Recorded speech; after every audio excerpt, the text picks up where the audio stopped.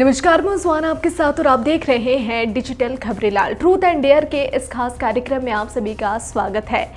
क्या केसीआर के गढ़ में खिलेगा कमल या फिर हाथ होगा मजबूत?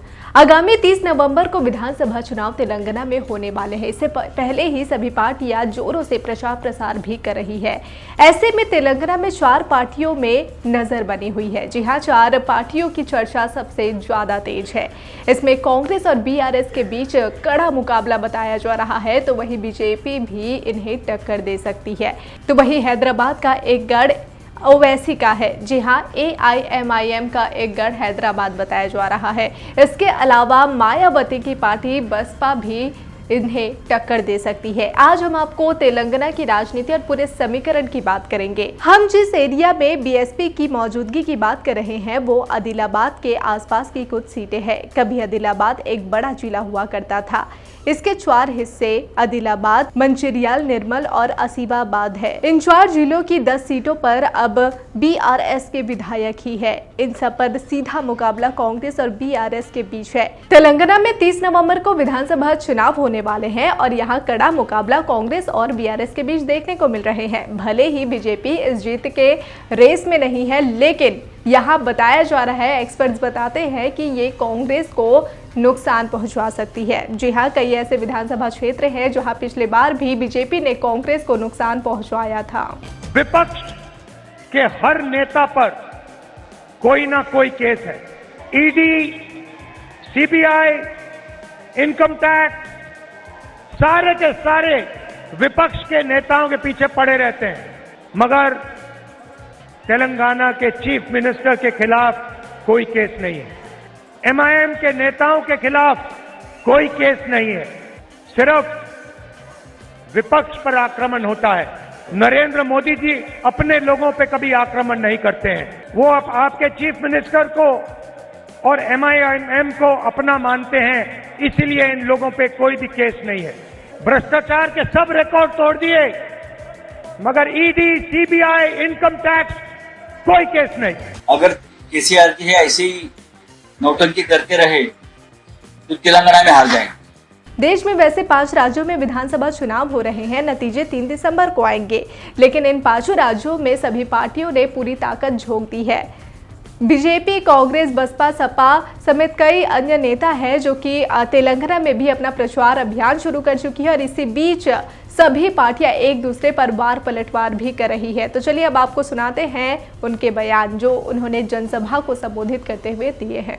मेरे अजीज दोस्तों और बुजुर्गों, मोदी ने कपड़ों की मिसाल बताकर कहा कि इनसे खतरा है, तो आरएसएस अन्ना भी शेरवानी को दिखाकर कह रहे हैं कि इनसे खतरा है और कहते हैं कि मजलिस रजाकारों से इनका ताल्लुक है। अरे आरएसएस अन्ना, तुम सियासत में चेपिद्दी का शेरवा हो, तुम तारीख को नहीं जानते। अरे तुम तेलंगाना में दोर्रलू की सियासत कर रहे हो, रेड्डी गारू, दोर्रलू तो तुम हो। अरे मजलिस का ताल्लुक कोई रजाकारों से ना था ना कभी है, तुम हमारी तारीख को नहीं जानते। अरे अगर तुम कह रहे हो कि मजलिस का ताल्लुक उनसे है, तो इंदिरा गांधी दारुसलाम में क्यों आई थी? शिवशंकर साहब के इलेक्शन में इंदिरा गांधी क्यों आई थी?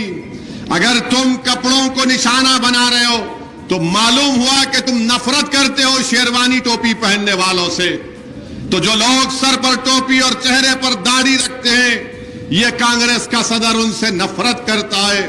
और मुझे यकीन है कि तेलंगाना के असेंबली के इंतखाबात में जिसके सर पर टोपी दाढ़ी होगी, जो कुर्ता पैजामा और शेरवानी पहनता है, वो इस आरएसएस अन्ना को बता देगा कि जो हमारे कपड़ों पर हमला करता है वो यकीनन आरएसएस है, वो संघी है, वो नफरत करता है और हिंदुत्व के एजेंडे को लेकर आगे बढ़ रहा है।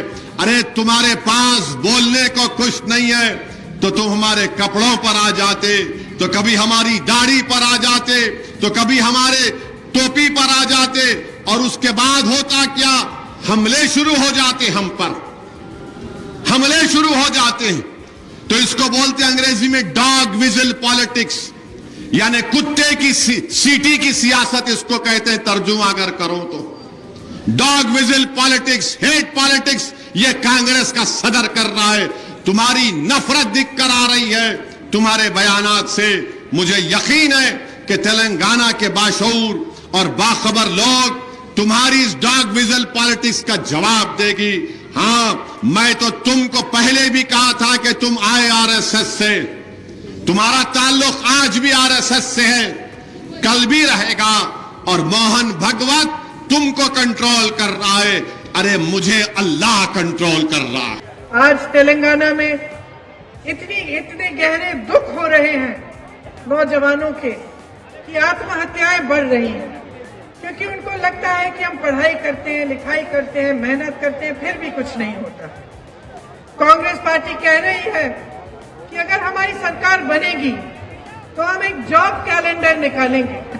जॉब कैलेंडर में लिखा जाएगा कि आपकी परीक्षाएं कौन सी डेट पे होंगी, परीक्षा का रिजल्ट कब आएगा, और परीक्षा के रिजल्ट आने के बाद कौन सी डेट में आपकी जो नियुक्तियां हैं वो शुरू होंगी। इसको एक जॉब कैलेंडर कहते हैं, और ये जरूरी इसलिए होता है ताकि फिर जो होना चाहिए वो ठीक कार्यक्रम से होता है।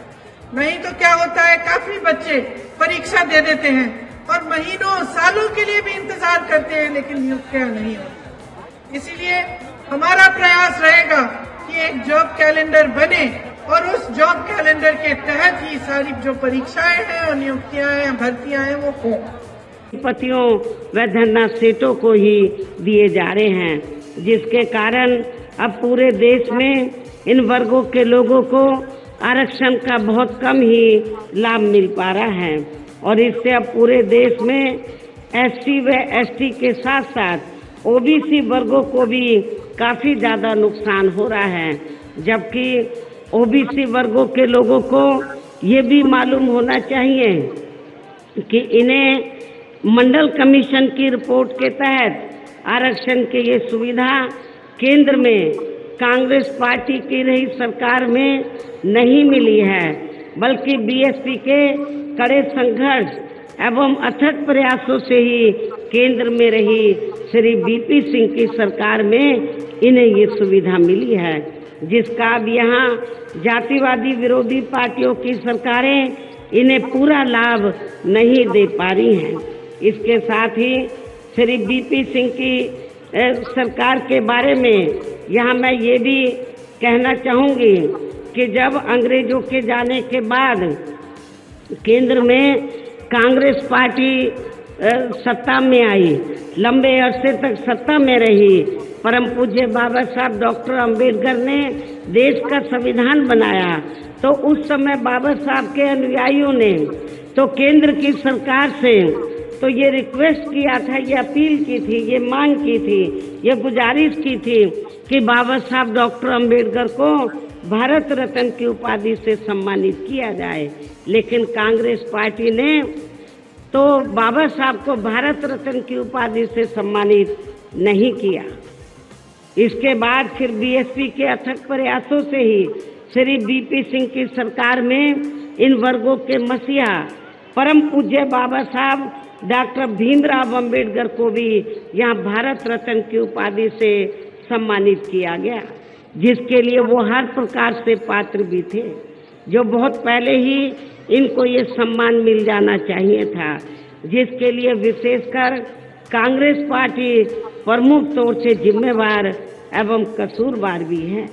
इससे इन वर्गों के प्रति इस पार्टी की हीन व जातिवादी मानसिकता साफ झलकती है, जिसने फिर इनके कारवां को आगे बढ़ाने वाले व हर मामले में समर्पित व्यक्तित्व मान्यवर श्री कांशीराम जी के देहांत होने पर केंद्र में रही इसी कांग्रेस पार्टी की सरकार के चलते इनके सम्मान में एक दिन का भी राष्ट्रीय शोक कांग्रेस पार्टी की सरकार ने घोषित नहीं किया था, जबकि उस समय केंद्र में कांग्रेस पार्टी पावर में थी।